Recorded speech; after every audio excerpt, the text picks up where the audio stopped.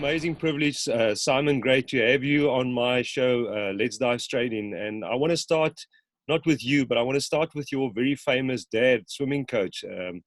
I mean, you guys, as Greg Carswell always says, you are absolutely South African swimming royalty. But I believe you weren't even born in South Africa, but you became a South African in so many senses. Tell me, where did it start for Frank Gray then, before we get to your career?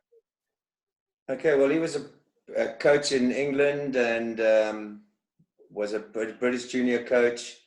And actually, I'm a third generation of swimming coaches, but his father was a British coach.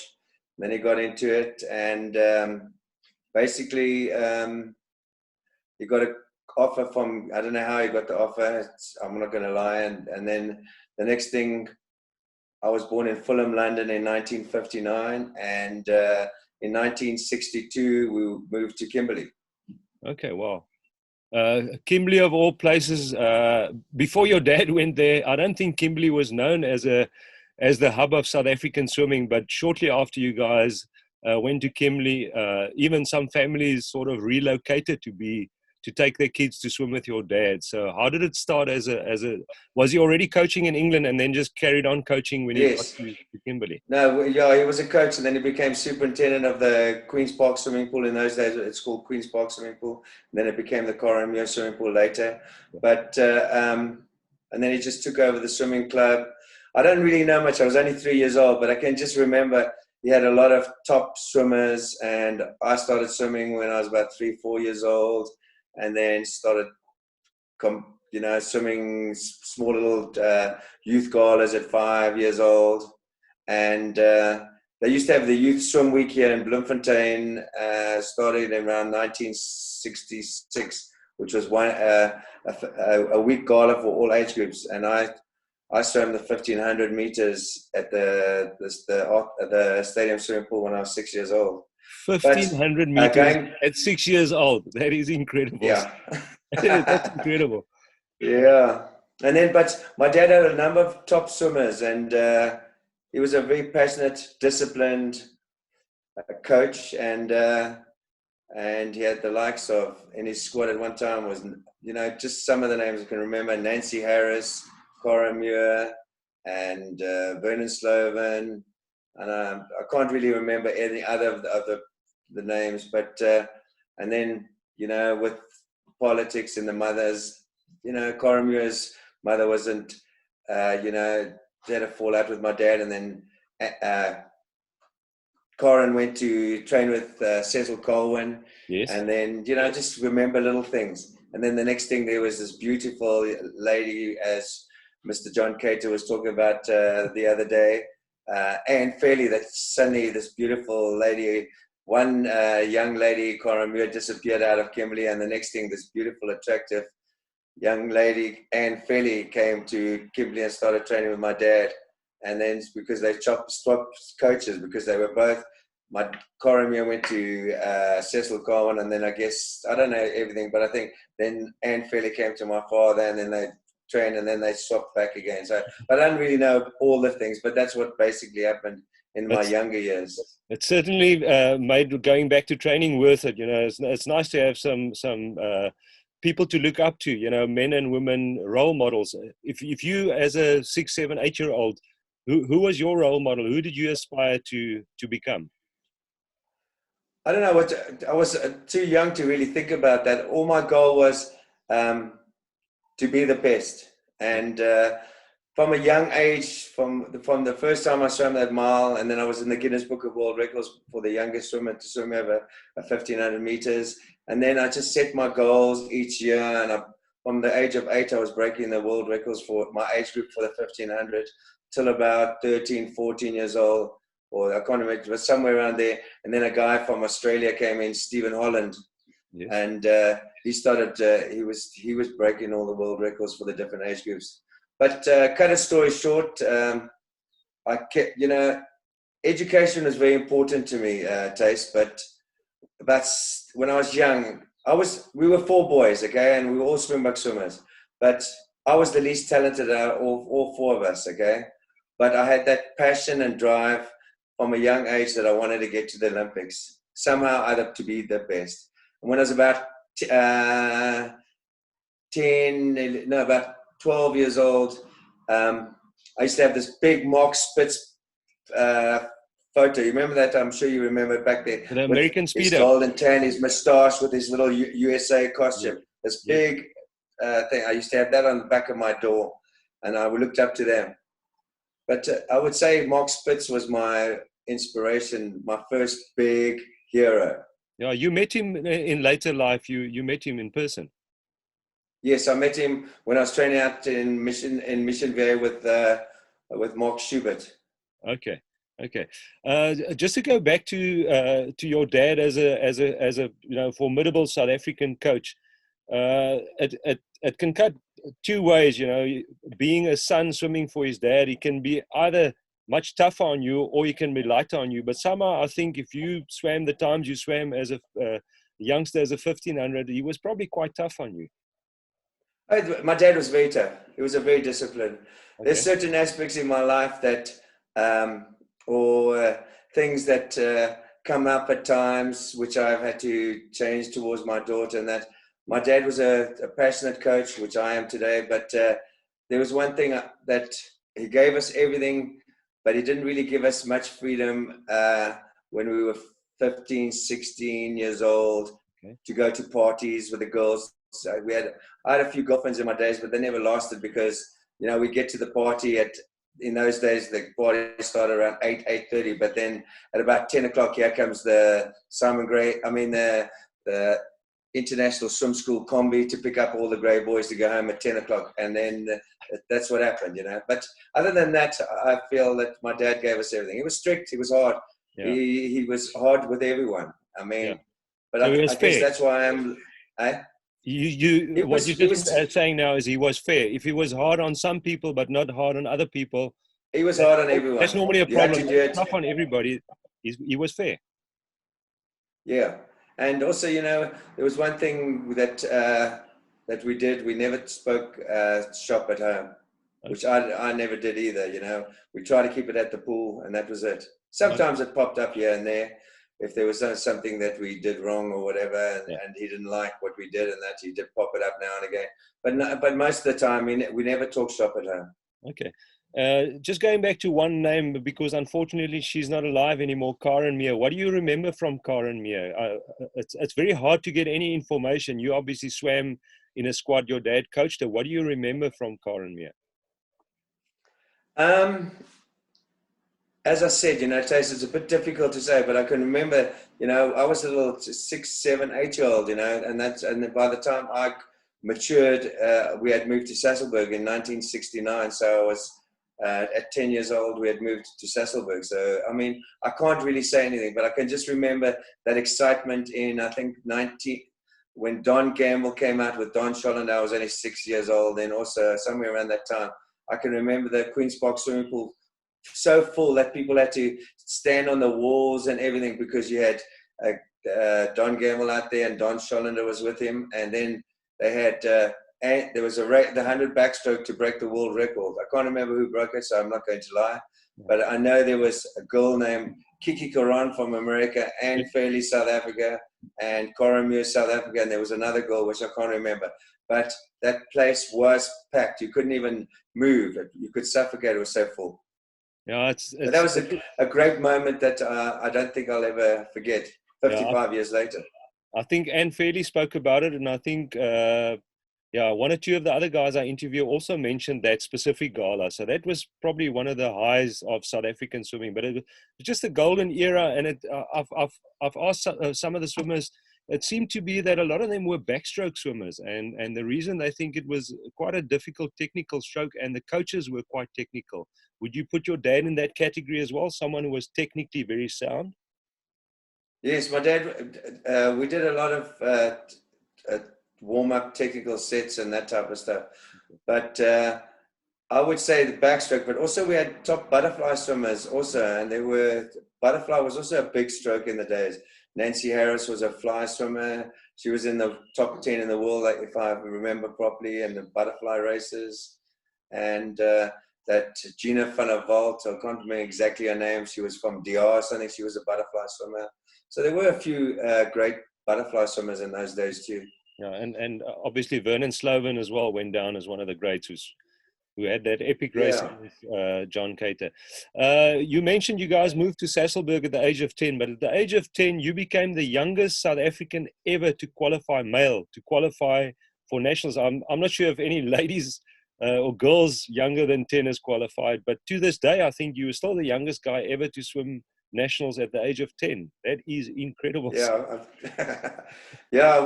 Well, as you said the other day, and to John Cater, I qualified in the 1500 freestyle and the 200 butterfly. And at that stage, we'd already moved to Sasolburg in July 1969. And I took in 1970, Nationals was in Pretoria. And that was when I swam.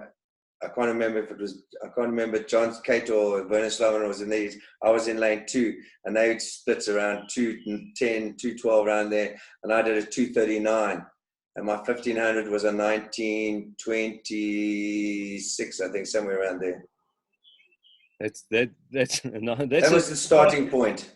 That 1500 is not a shabby time. You must have been quite close to the. Can you remember what the guy swam that won the 1500?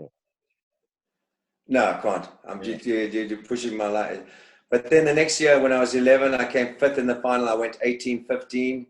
The next year, when I was 12, I raced Lee McGregor in Port Elizabeth, and I went to 17:23, and he went to 17:21. And then, I don't want to, but there were certain older guys that pulled out of once they saw me swim the 400, they thought, no, they don't think they should swim the 1500, because I was only 13 years old, 12 years old then, nearly 13. And then after that, from then on, I broke the South African record every year on the 1500. I was the first person under 17 minutes. I was the first person under 16 minutes. But unfortunately, my fastest in the 1500 was a 15:22, so I never reached the 1500 barrier. I'm trying to. But then I'll tell you just now. The Russian guy that went under 15 minutes. I can't remember because I swam. Vladimir Salnikov. Vladimir Salnikov. Because I swam the 1500, and he was sort of the guy we all looked up to. Was he the first guy to break 15 minutes? Yes, he was the first one. Okay. Yeah, I know. I swam at the same Olympics when he broke it. Were you there? Is that the 1980 Olympics, or when was it? Yes, that was it. And then he also swam 1984, and he won it in Los Angeles too. Or in fact, no, 1980, I can't remember.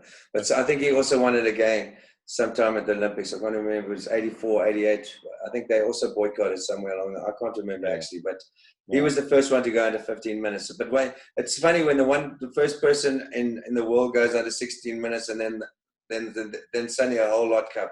Exactly. I mean, now you wonder if I'm still going to be living to see someone break the 14-minute barrier, which I don't know. It's quite something to look at. I haven't even worked out the splits, what you're supposed to swim for the 100 meters to do that for. But I know Heerden Herman from Stellenbosch was the first South African to go under 15 minutes, if I'm correct. Yeah, he went 14:58. Yeah, it's good enough. Good enough. Yeah, well, Rake was the fastest until then, and then suddenly he went under.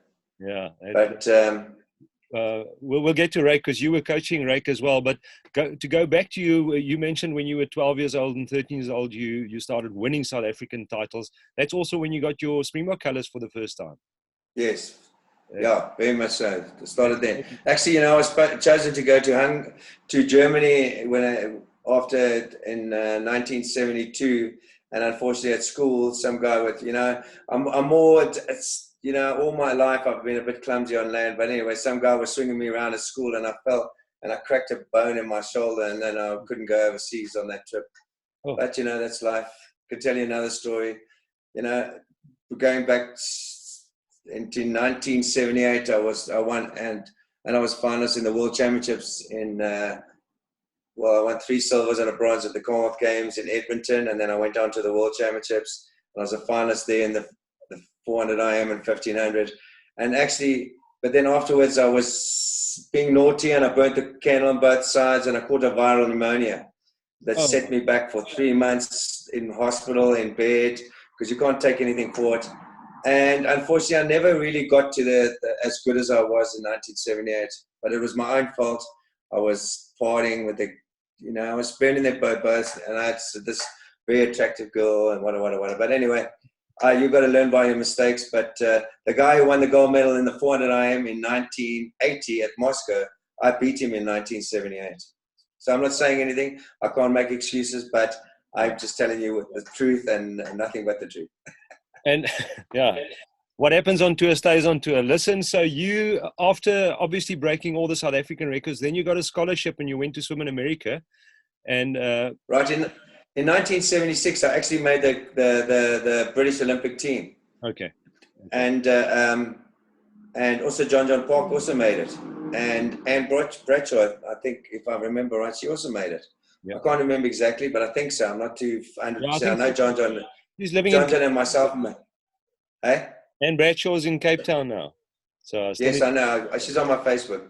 Okay. But anyway, and then there was this lady called Vera Johns. I can't remember if you meet her. She married Alan Sutherland, that horse guy. Yes. The guy with breeding the horses. But anyway, cut a story short, there was the junior in July. They had the junior South African Junior Sportsman of the Year awards in Durban, and she was the guest of honor. And I was 16 years old then. No, I just turned 17, and we were dancing, and she said, you must be excited. I hope nothing happens to you what happens to me. And that was the Friday night. The next day, I told my parents what she had said to me, and my mother burst out crying, and my father was he said, son, I got this yesterday, but I didn't want to spoil your evening. They got a telegram stating that I wasn't allowed to swim on the British team to go to Montreal because I swam for South Africa in 1975, and the rules, you're not allowed to swim for another country 2 years before the Olympics. So that blew with that. 1976 was a bad year, but then I got a full scholarship in America, and then I left the 6th of January 1977. Okay, and that probably eased the pain a bit. Tell me about, going, a youngster like you, getting on a plane, going to America, the big America. And that must be quite tough if you swam with your dad. You had brothers who, it's quite a nice comfort zone and easy to perform and work hard. And now you get on a plane and you go to a very environment that you're not familiar with. How did you cope there? I was a very strong-minded person. I am still a very strong-minded person. I overcome it by knowing where my goals were. I'd already made it, but I didn't make it, so I couldn't say I was an Olympic swimmer. So my goals were, and the facilities and everything. And Cecil Colwyn actually organized it through Phil Hansel at the University of Houston, because my dad and Cecil were great friends, and he had moved to Canada already. That's how I got that scholarship in Houston. And then I just fitted in. The first 3 to 6 months are tough, but the team spirit and the morale was great. And I spoke to my father and mother once a week until I settled down. So it was different, but I had goals, and I think that overrid the basis of leaving home. But my dad said, it was tough for my dad. I remember him writing down, filling out my little tags for my can get tears now, but anyway, when he's filling out my things, and he couldn't go to the airport, just went to his room, and when I was in Joburg, he said good luck. He phoned me and said goodbye. Yeah. But anyway, life goes on. Yeah, see, I'm also a dad. I've got 2 kids, and sometimes you think of the kids, how tough it is on the kids to go and do something, but it's also tough on the parents, for your dad to let go. And I mean, he knew it was the best for you. You now alluded to. I was the first. It's tough on him as well. I was the first one, and then my oldest brother David, who was a turn of fly 400 IM swimmer, he came in, and then Andrew came, and then Nikki came right at the end of my last year of swimming. And then I graduated, and then I came home, and then Andrew and Nikki carried on. Oh, lovely. So you could throw them the ropes, and you could sort of ease the landing for these guys. It was a softer landing. Yeah, well, Buta was there already. We all went to the same university, but my other brothers didn't get full scholarships. So my dad invested a lot of money in our swimming, which I'm very thankful. Yeah. But then in the summers, I used to go out and train with Mark Schubert in California, with Brian Goodell, Ed Ryder, Jesse Fasayo, Shirley Babashoff. Mark Schubert he had some good swimmers, and then we had the animal lanes, which was lane 1, and then it was all the top swimmers of the boys, and then animal lane 2 were all the top. Shirley Babashoff and all these, Tracy Wickham, all of them were in these top 2 lanes. These were the animal lanes. These were the ones that had to do sets like were unbelievable. My swimmers could never, I don't think there's many swimmers that could do the type of training we did. But it was tough. Name At one stage. Just to give me an indication of what type of sets you're talking about. Okay, well, you can talk about saying you're going 10 1000s and you're going on 10 and a half minutes. Oh, my How's goodness. that? Yes, right. And I thought it was tough when Santa made us swim a 3,000 meter time trial every second Tuesday, because a lot of people bunk those, but I love them.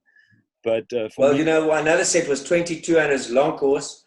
The first 5 on 230, the second 5 on 225, the third 5 on 220, and the last 5 on 215. Long course. That is ridiculous. I mean, that's yeah. tough. That's tough. But then you did a lot of, and the thing about Mark also, that he was also a very passionate coach, and every second Monday you had to hand in your logbook and to add your weight and your how you felt and how you slept and how did you do in your workout and your main set splits and all that, and you had to hand it on Monday afternoon at 4 o'clock when he went in. And if you forgot it, because sometimes you're so bloody tired at times, a few weeks, and if you forgot it, he had one of his assistant coaches, the animal lanes moved over to 2 and 3, and the sprinters got less lanes. Yes, 100 hundreds on 100 hundreds on 120. Oh my word! Yeah. So that's why the assistant coach would sit behind there and make little haystacks. 9 cross, 1, 2, 3, 9 cross. That's incredible. But that's why the naughty guys were the best swimmers, because they trained the hardest. They had all these punishment sessions to yeah. I only missed I left my logbook at home once only. I never did it again. Yeah. You learn the first time. It's like hitting your head against the wall if you don't learn from anything. Exactly, Simon. But it was great. It was inspirational. It was great swimming with a top team, and it was, he was a Speedo man because he was sponsored by Speedo. So, he had his soft spot too. And if we all came to swimming the one morning and he would see that we all had Speedos, he would take us to Dunkin' Donuts for donuts and miss training. But he was also a very firm person. He never allowed parents on the pool deck or anything. And I can remember the one time, I think it was my second year in Mission Vieja. I think it was 1979. Yeah, 1979. And my mother came over. And her sister stayed in just outside Palos Verdes, just outside of Los Angeles. So she stayed with her, but she came down to Mission Vieja to come visit me for a few days. And she was sitting on the stand, and I was training, just doing my normal thing. And he walked on the pool deck, and he just turned around and he said, "Excuse me." I was only 18 then, just turned 19. Does anyone know who that lady over there is? I said, "Yeah, Mark, it's my mum. She's come to visit me." He says, "My boy, if she's sitting there tomorrow, you're not training." Oh, goodness. Just like that. Oh, my word. And then she stayed with the people like that. Mission Vieja people charged you for the food and that. And I stayed with families that were involved in the swimming, in the same groups that I was, similar ages and that. So everything was organized through the Mission Vieja recreational center. But anyway, cut a story short, she stayed with her. And then about a week later, she was heading home. And I asked him if I could go on the Sunday, with her on the Monday morning, and I'll be back on Tuesday afternoon. He said, "No, you're here to train." So I was quite down and out. And Monday morning, he called me into the office. He said, "You're a good trainer. I'm very proud to have you in my club, and I'll see you on Wednesday morning." Oh. Goodbye. Awesome. So, those are little things. Yeah, but I mean that's the tough things in life. if the prize is high, it's expensive to get there, and you got to sacrifice. And I'm sure you look back and you have no regrets at the sacrifices you made, because swimming gave you an incredible career. I want to touch on swimming in the Commonwealth Games. I saw a picture, and you mentioned somewhere in an article one of your favorite pictures where you actually met the Queen. Yeah. Well, she basically comes to the Commonwealth Games for a week, and she chooses one race to go to in different sports, just to show her face and so that she does her duties. And I was fortunate enough that she came to watch the 400 IM the one night. And when I went into that race, I was ranked 5th. Okay. And then they played that Rocky song as we walk into the swimming arena, and I looked to the right, and there she was standing as we walked past, and the adrenaline and everything flew. And I don't know what happened to me, but I went out there, and the guy that won you won't believe this. I was ahead in the flyer backstroke, and he was Graham Smith. I don't know if you remember him. He's a world breaststroke. He got killed in a car accident.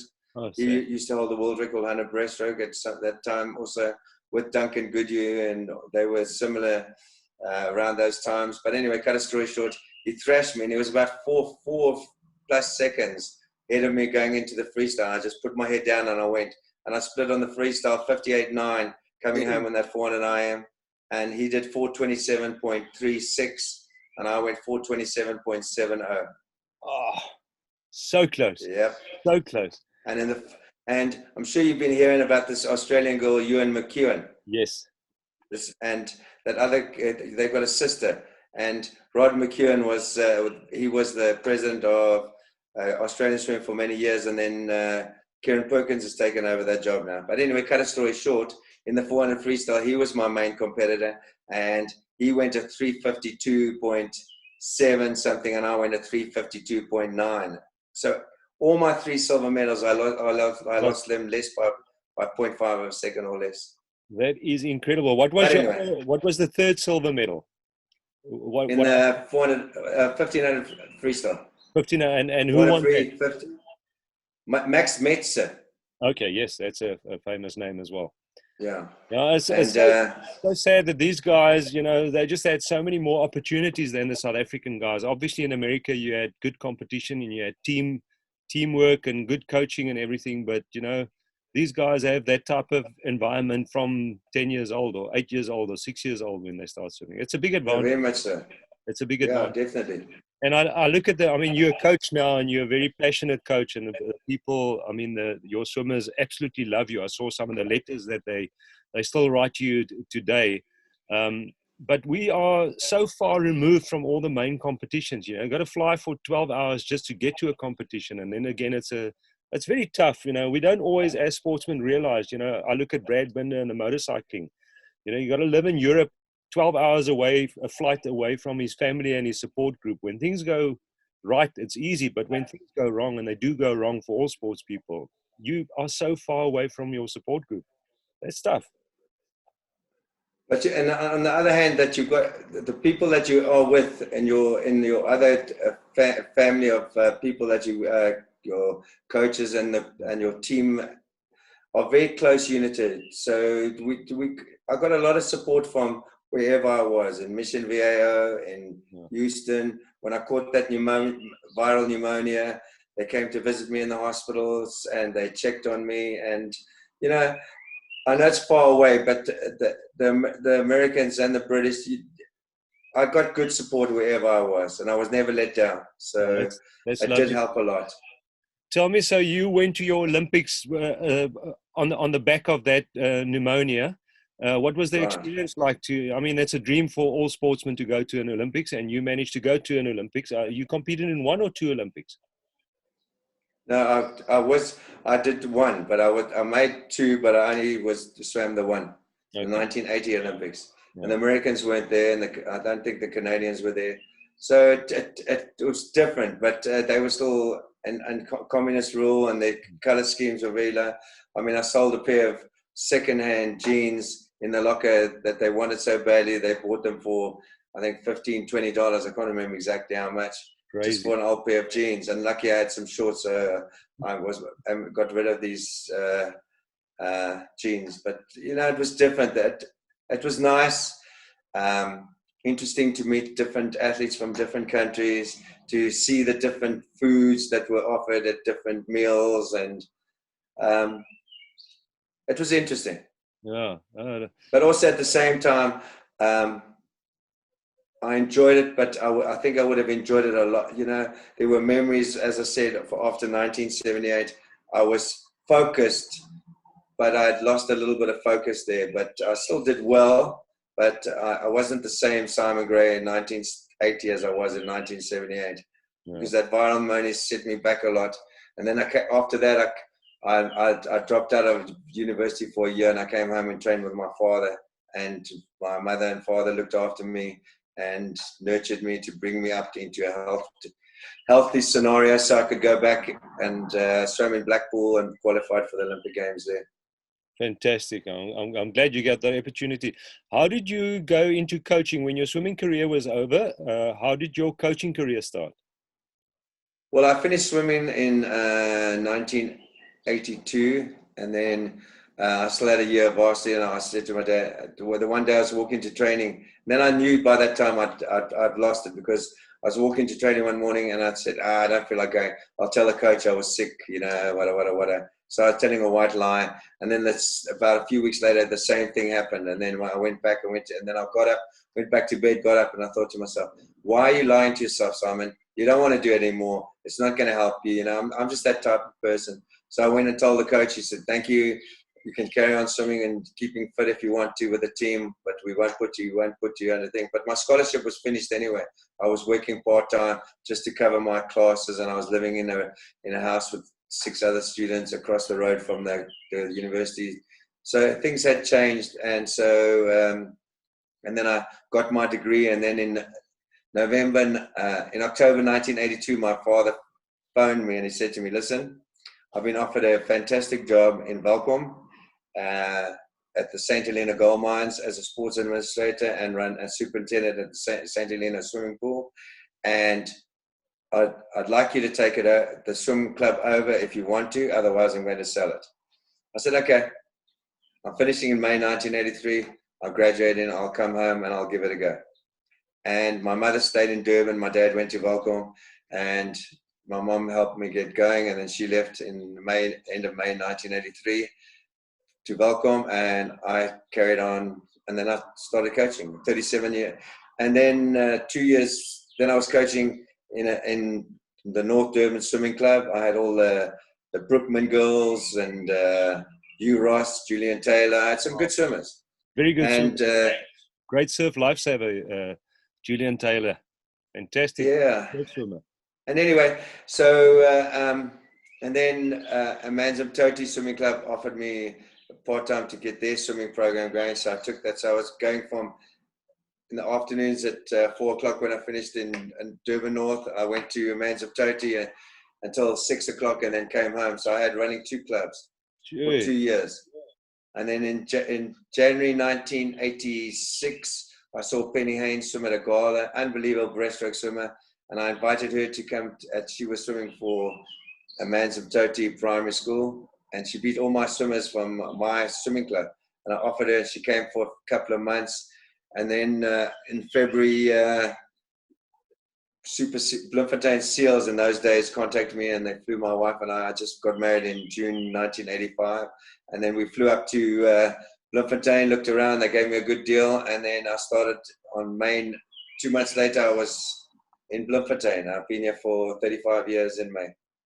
That's incredible. That's where I saw you when I started swimming. I saw you. You were coaching in Bloemfontein. Now, always every year I saw you at Sasolburg as well, at the South African Winter Champs. Were you with Karoli? I was swimming with Libby Burrell, and then later when Santa came down to okay. I swam with Santa van Jaarsveld. But those were fun times. Tell me, as a coach, obviously you learned a hell of a lot from your dad.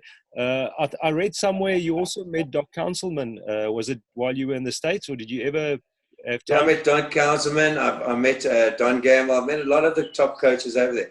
Actually, after my first NCAAs, when I came ninth in the 1650, when I walked in, the University of Houston team was staying at the same team at Alabama, and John T. Skinner was standing with with Don Gamble at the reception there, and they looked back, and John T. says, "Simon." I said, "Yeah." "How's it, John T.?" He said, "Oh, you finished school?" I said, "Yes, I started in January here at the University of Houston." He said, "What? Damn it.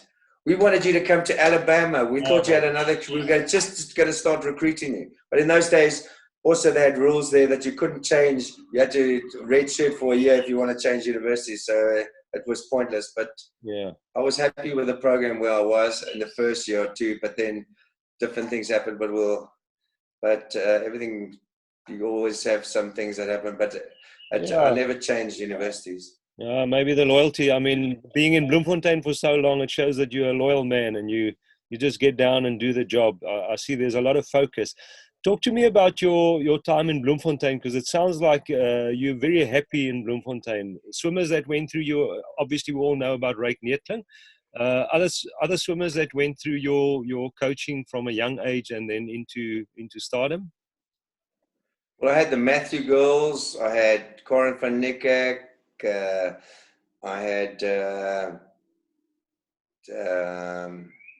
Bucas Forster, and I had quite a few good the Collie boys, Mornay Lawrence, and then in 1990, then the Ryk Neethling started with me. In 1990, he was at Otters under Santa, and then Sid Gibbons came there, and then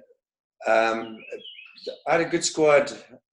I couldn't really speak Afrikaans very well, coming from America and all that. Yeah. But I got into it, and if I look, then I had Lisa Marie Retief, Suzanne van Biljoen, all of those. As I say, I've coached 11 Olympians. I've had 31 senior national champions in my life, but my 11 Olympians were triathletes and Paralympics, and a few that I feel as a coach, I did their foundation work, and then Lisa Meritif went off and to Joburg because her father got transferred there. So she went and trained with Dean, and then went to Dirk Lange, and then Suzanne van Biljoen also got offered something. We went to Tux with Sander Bourne, yeah. But their main foundation, I mean, Suzanne van Biljoen won 7 gold, 2 silver, and a bronze at the level 3 national championships. In those days, it was SA National Juniors. That's now the same thing, that caliber of swimmers. Sure.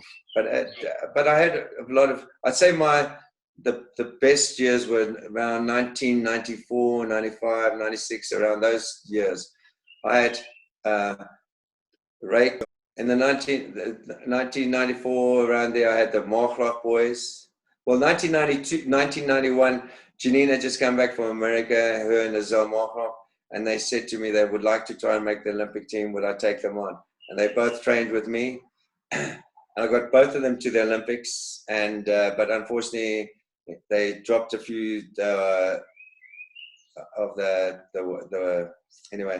dropped a few of them and put in 3 development from Cape Town, Jardine and that butterfly, Turner fly swimmer, and Saidi Jardine, and I can't remember the fly swimmer. But anyway, Petra Nokia got dropped, Lizelle Markloff got dropped. There were a couple of swimmers that got dropped from that Olympic team.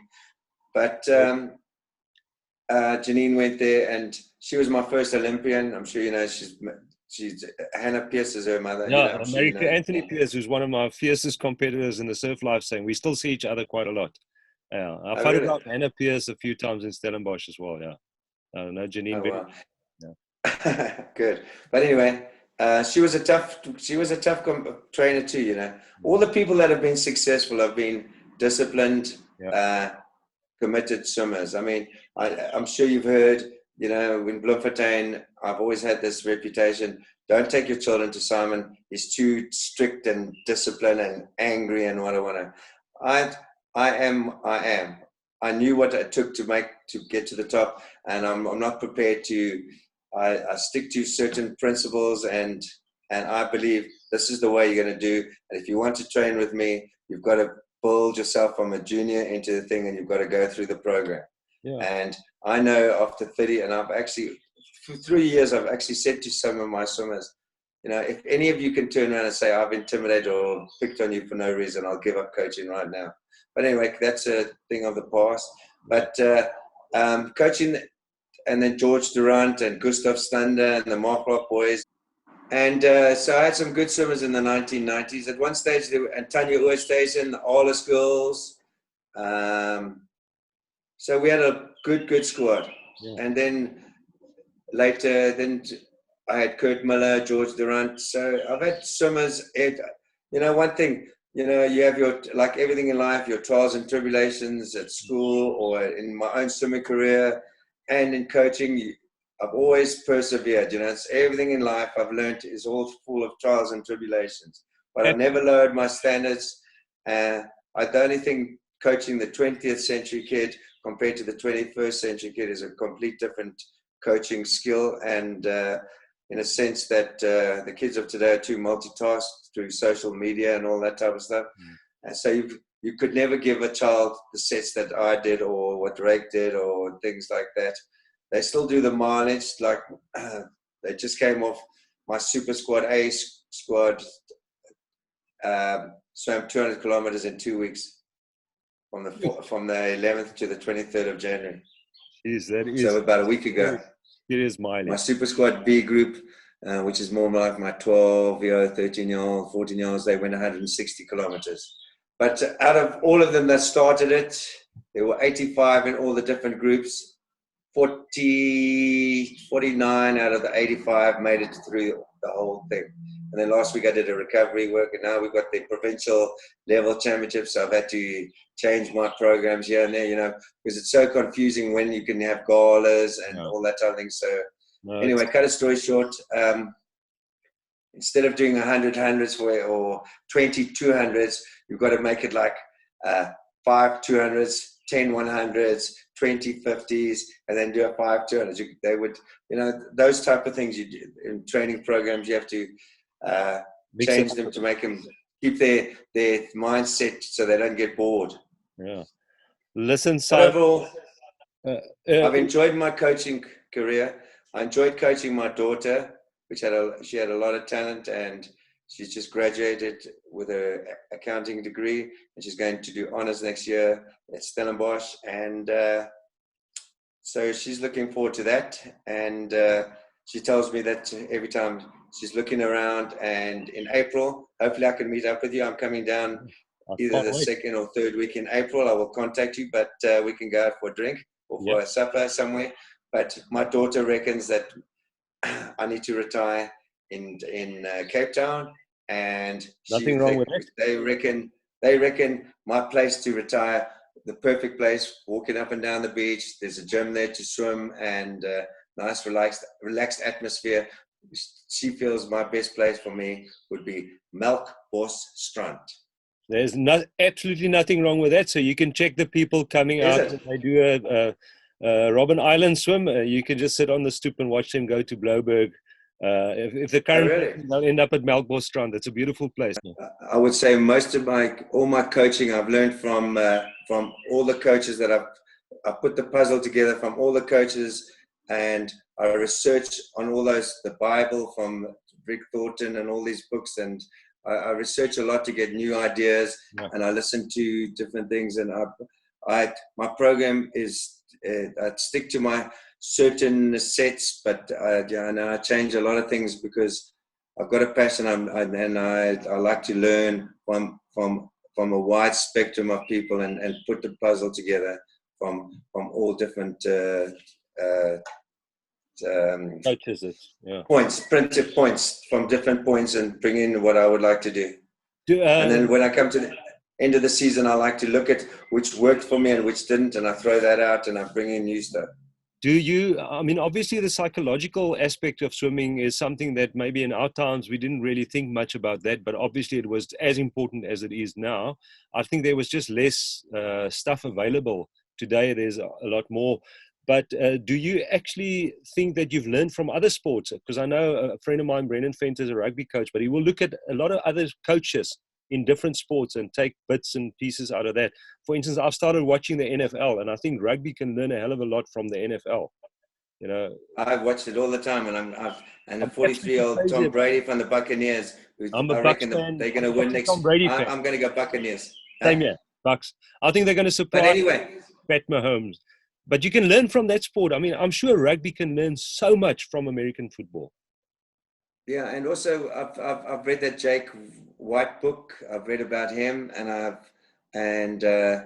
um, I've read, I can't remember, so, different thing. I watch a lot of sport. Yeah. The DSTV, I've got DSTV for 90% of the time. I'm watching sport and learning and listening to what Tiger Woods did and what his father did for him from a young age. I'm a passionate sports person. I don't watch motorbike racing and that, so I can't say, but I know who this new South African champion, world champion is. I love that as well. Yeah, so I watch sport. I will watch bowls if I don't have anything else. I love sport. But I have, there's certain coaches, and there's one thing about me too. I share my knowledge, and there are certain coaches that I've given a lot of knowledge in this fraternity. Rocco Meyering, Dean Price, Wendy Albertine, Linda Diocha. I don't know if you know, she was seriously in ICU with COVID. Did you know? It was on one of the swimming groups on Facebook that she was sick. Yeah. But she's come through nicely. She's a fighter, and anyone that's ever asked me what type of sets did you do with Ray, what would you do if you had this and that and this and that. I'm a very open person. There's a lot of coaches that don't share their information, which I think between you and me, and if you want to put there, I'm not shy to admit it. I think also the biggest problem in this country is that people have got certain coaches that have been overseas a lot. They've got a lot of knowledge, but they don't share it with other coaches because I don't know why. But they feel intimidated. They don't want anybody else to be better than them, and that's unfortunately that's the wrong attitude to have. It's I a feel small world. It's a narrow-minded view. And I always say to certain coaches that's why we could be a lot better off. We've got a lot of young, youthful talent between the age of 13 and 16 that could go excel a lot better if top knowledgeable coaches. But if you also had money funded into the sport where you could, where you got top 10, you take your top 10 coaches in this country. Like I've got about another 5 years of coaching full time, but then I'm going to still coach more like 10, 20 people there in Melkbos, Toronto. I've spoken to Gary Bonney, and he said when I come down he'd like me to be part of Vineyard and coach the older students. But anyway, cut a story short, Gary and I talk a lot. But if you took the top 10 coaches and shared the knowledge and put it all together like the Bible, with all those coaches in the Bible, that book, I don't know if you've read it. It's called The Bible. No, I haven't. You haven't seen it? No. Just hold on. Can you hold on 1 second? Yeah. You see it? Yep. Okay. Yeah, swim coaching. Now this is called the Swimming Coaching Bible, endorsed by world swimming coaches, edited by Dick Hanlon and Nick Thornton, and all these different coaches. Your breaststroke technique, David Sarlo, all these top coaches, Mark Schubert, and Believing in Belief by Richard Quick, who's gone to heaven now. But all of these top coaches gave all the information, and this sharing knowledge. Top American overseas coaches. Now, can you imagine if they did it in South Africa, the Swimming Coaching Bible of South Africa? Well, let's get it going, but it'll be a tough task. I don't know, you can. It's a real topic. As I said to you, I do share my knowledge to a lot of people, and if Joseph or Peter Pan phone me and want to know anything, I'm always willing to share. And that's good on you, Simon. If there's, you've had such an illustrious career from your father coaching you from a 10-year-old qualifying for South Africa. You've made a massive contribution to the history of South African swimming. And for that, I'm sure South African swimming is grateful. I'm grateful. I thank you for your time. I wish you good health because I know you've went through a bit of a rough patch last year. you're looking strong, and thanks for what you've put into the sport of swimming, because swimming is a fantastic sport. And I look forward to that glass of wine or beer or whatever it will be in April. Stay safe and take good care of yourself. Thank you very much for your time. Thanks, Simon. Cheers.